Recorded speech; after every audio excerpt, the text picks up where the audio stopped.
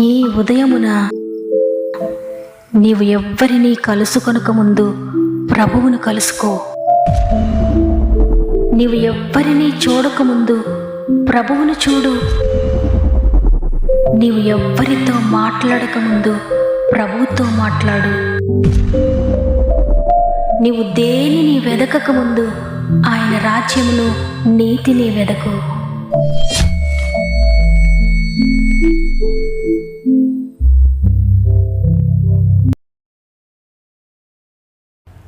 Praise the lord.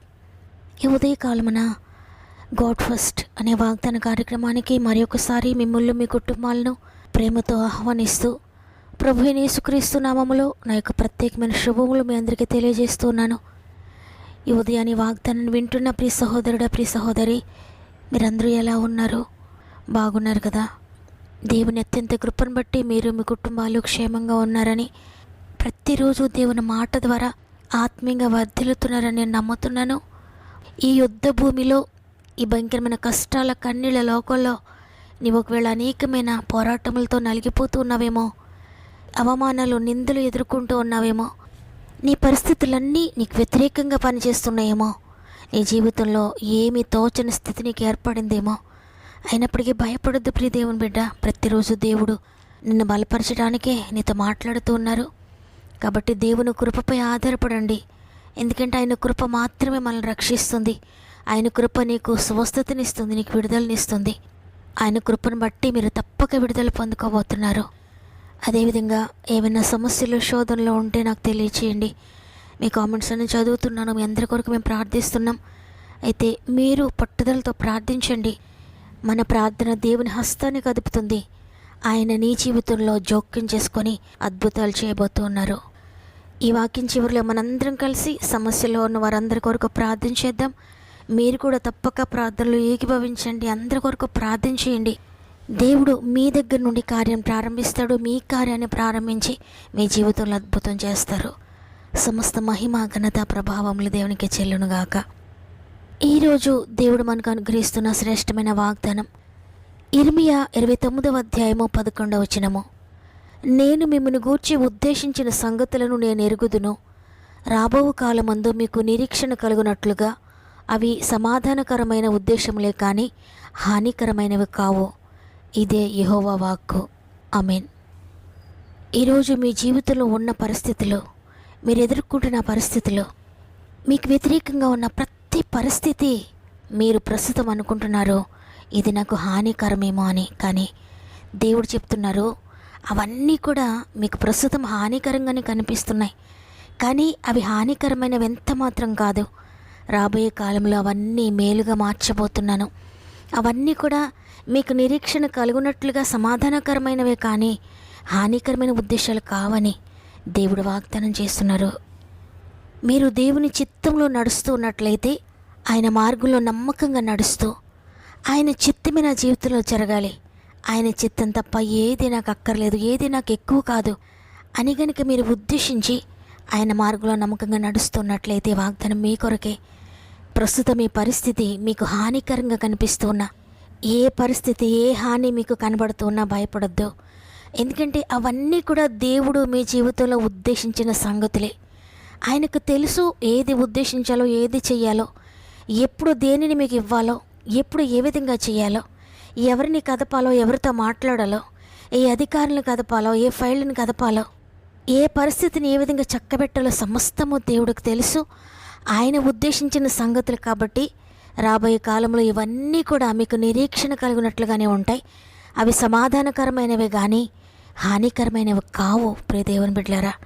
కాబట్టి ఎంతమాత్రం భయపడకండి. మీరు చేయాల్సింది ఒక్కటే, నేను దేవుని చిత్తంలో నడుస్తున్నానా లేదా, నేను ఆయన మార్గంలో నమ్మకంగా ఉన్నానా లేదా, ఆయన చిత్తాన్ని నేను జరిగిస్తున్నానా లేదా అని మీరు చూసుకుంటే చాలు. ఆయన చిత్తంలో నడుస్తున్న వారికి సమస్తము సమకూర్చి జరిగిస్తాడు ఆయన. ఎందుకంటే ఆయన చిత్తాన్ని జరిగిస్తే తప్పక ఆయనను ప్రేమిస్తారు. ఆయన ప్రేమించడం అంటే ఆయన ఆజ్ఞలను గైకొంటారు. ఆయన ఆజ్ఞలు గైకొనడం అంటే ఆయన మార్గం వారికి ఎంతో ఇష్టంగా ఉంటుంది. అది ఇరుకైనా, ఇబ్బంది అయినా, కష్టమైన, నష్టమైన ఆయన మార్గంలో నడవడానికి ఇష్టపడతారు. ఆయన మార్గంలో ఇష్టంగా నడిచే వారికి ఆయన సమస్తాన్ని సమకూర్చి జరిగిస్తాడు. వారికి ఎవరు హాని తలపెట్టినా, వాటన్నిటినీ నిర్వీర్యం చేస్తాడు దేవుడు. చూడండి, 2వ తిమోతేయులకు రాసిన పత్రిక 4వ అధ్యాయము 17-18 వచనాలు మనం చదివితే, ప్రభు నా ప్రక్క నిలిచి నన్ను బలపరిచిన గనుక నేను సింహము నోట నుండి తప్పింపబడితిని. ప్రభువు ప్రతి దుష్కార్యము నుండి నన్ను తప్పించి తన పరలోక రాజ్యమునకు చేరునట్లు నన్ను రక్షించును. పౌలు భక్తుడు చెప్తున్నాడు ఈ మాట. పౌలు జీవితంలో ఎన్నో అపాయాలు, ఎన్నో కఠినమైన పరిస్థితులు. దేవుని సువార్తను ప్రకటిస్తున్నందుకు పౌలు అనేకసార్లు రాళ్లతో కొట్టబడ్డాడు, చెరసాల్లో వేయబడ్డాడు, అనేక మరణాపాయాలు గుండా వెళ్ళాడు. భయంకరమైన హాని పౌలుపై తలపెట్టారు. ప్రతి పరిస్థితిలో కూడా హాని, ప్రతి పరిస్థితిలో కూడా మరణాపాయము, ఎన్నో భయంకరమైన పరిస్థితులు పౌలు ఎదుర్కొంటూ ముందుకు వెళ్ళాడు. అయినప్పటికీ దేవుడు పౌలును విడిచిపెట్టలేదు. నా కృప నీకు చాలునని దేవుడు తన కృప చేత పౌలును నడిపించాడు.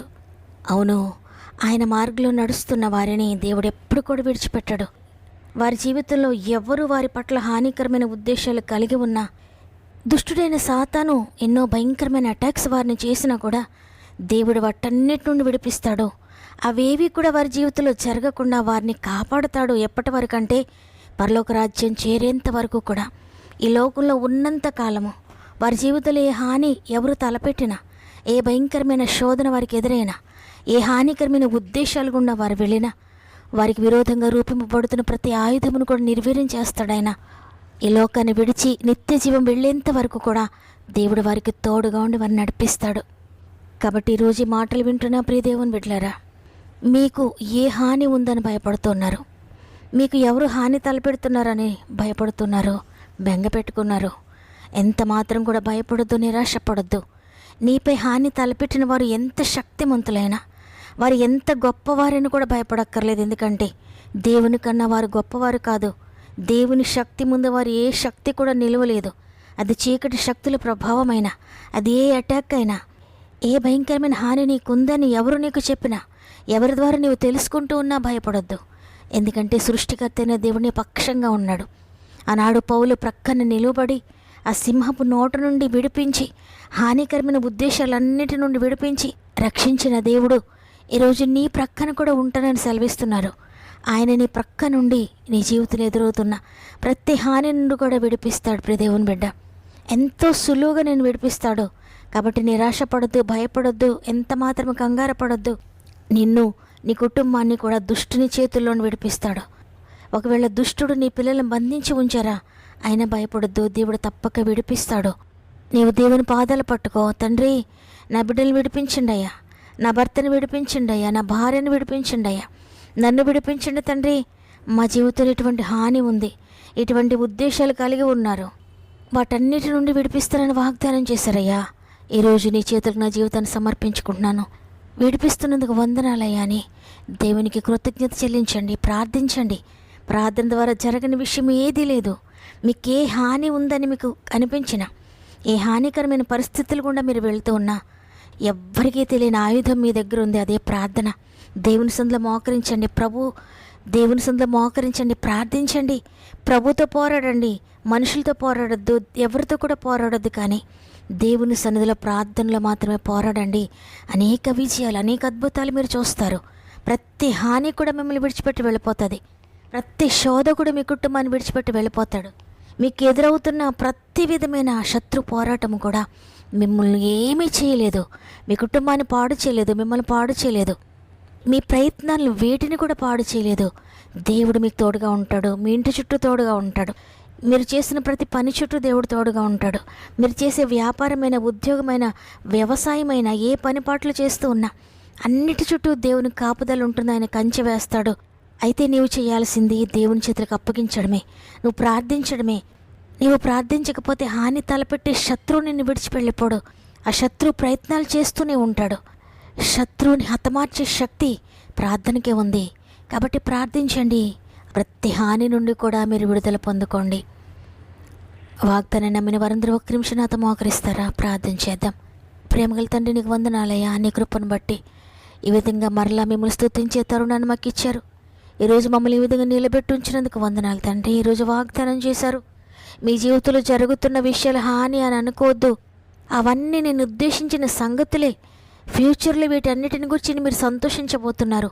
ఇవన్నీ కూడా నా చిత్త ప్రకారమే జరుగుతున్నాయి. కాబట్టి కలవరపడొద్దు, కంగారు పడొద్దు. ఏ హానిని గురించి మీరు భయపడుతూ ఉన్నా ప్రార్థించండి. నేను తప్పక విడిపిస్తానని వాగ్దానం చేశారయ్యా. మీరు ఇచ్చిన వాగ్దానం బట్టి వందనాలు తండ్రి. ఎంతమంది ఈ వాగ్దానాన్ని విని మోకరించి ప్రార్థిస్తున్నారు, ప్రతి ఒక్కొక్కరిని కూడా చేతులు పెడుతున్నాను తండ్రి. వారు ఏ ఆపదలో ఉన్నారో, ఏ హాని వారి జీవితంలో ఉందో, ఎవరు వారిని గూర్చి హానికరమైన ఉద్దేశాలు ఉద్దేశిస్తూ ఉన్నారో, ఎవరు వారికి విరోధంగా ఉన్నారో, వారికి విరోధంగా రూపింపబడుతున్న ప్రతి ఆయుధమును నిర్వీర్యించండి అయ్యా. ప్రతి మనిషి నుండి విడిపించండి, ప్రతి చీకటి శక్తి నుండి విడిపించండి. వారికి వ్యతిరేకంగా ఉన్న ప్రతి స్థితిగతులను కూడా మీరు మార్చివేయండి నాయన. అదేవిధంగా అనేక మంది బిడ్డలు వారి ప్రార్థన అవసరతలు మాకు తెలియజేస్తున్నారు తండ్రి.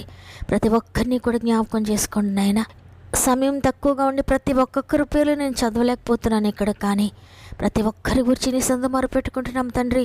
అందరినీ నీ చేతులకు అప్పగిస్తున్నానయ్యా. ప్రత్యేకంగా ప్రతి ఒక్కొక్కరిని కూడా జ్ఞాపకం చేసుకోండి. వారి పేరు మీరు చూస్తున్నారు, వారి కామెంట్ని మీరు కూడా చదువుతున్నారు. ప్రతి జీవితంలో మీరు అద్భుతాలు జరిగిస్తున్నారు నమ్ముతున్నాను నాయన.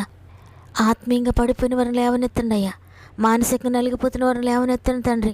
శారీరకంగా పడిపోయిన వారిని లేవనెత్తండి తండ్రి. ఆర్థిక విషయాల్లో పడిపోయిన వారిని లేవనెత్తండి అయ్యా. ఆరోగ్య విషయంలో నలిగిపోతున్న వారిని లేవనెత్తండి తండ్రి. కోర్టు కేసెస్లో బంధింపబడిన వారిని లేవనెత్తండి తండ్రి. కుటుంబ కలతలతో ఉన్న వారిని లేవనెత్తండి నాయన. విడిపోయిన భార్య భర్తను తిరిగి కలపండి తండ్రి. విచ్ఛిన్నమైపోయిన కుటుంబాలను కట్టండి నాయన.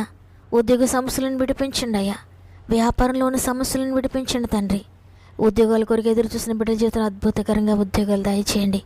వివాహాల గురించి ఎదురు చూసిన బిడ్డల జీవితంలో ఆశ్చర్యకార్యములు జరిగించండి నాయన.